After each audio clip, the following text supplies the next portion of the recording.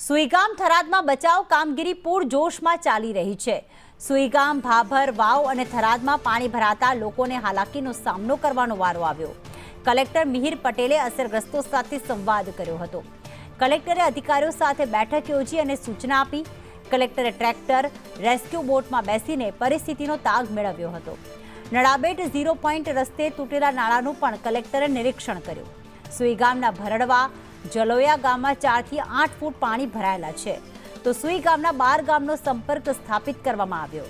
Food packet અને પાણી તથા બોટલનું વિતરણ પણ કરવામાં આવ્યું છે તેવું કલેક્ટરે નિવેદન આપ્યું। પડેલા ભારે વરસાદને લીધે ખાસ કરીને સરહદી તાલુકો સુઈગામ તાલુકો વધારે પ્રભાવિત થયો છે। છેલ્લા 24 કલાકથી વરસાદ નોંધાયેલો નથી। આમ છતાં જે સુઈગામ હેડક્વાર્ટર તથા આસપાસના ભરડવા, જલોયા સહિતના જે 12 જેટલા ગામો છે તેમાં હાલમાં પણ 4 થી 7 ફૂટ જેટલા પાણી ભરાયેલા છે। જિલ્લા વહીવટીતંત્રની જે પ્રાથમિક પ્રાયોરિટી હતી એ તમામ ગામોમાં લોકોનો સંપર્ક કરી અને જે ફસાયેલા લોકો હતા તેમને રેસ્ક્યુ અને સ્થળાંતરિત કરવાનો હતો। હાલમાં તમામ જે ગામો છે એમનો સંપર્ક કરી લેવામાં આવ્યો છે। જરૂરિયાત મુજબના જે ગામો છે તેમાં આજે અંદાજિત 1.5 લાખ જેટલા ફૂડ પેકેટ અને પાણીની બોટલનું વિતરણ પણ કરવામાં આવ્યું છે।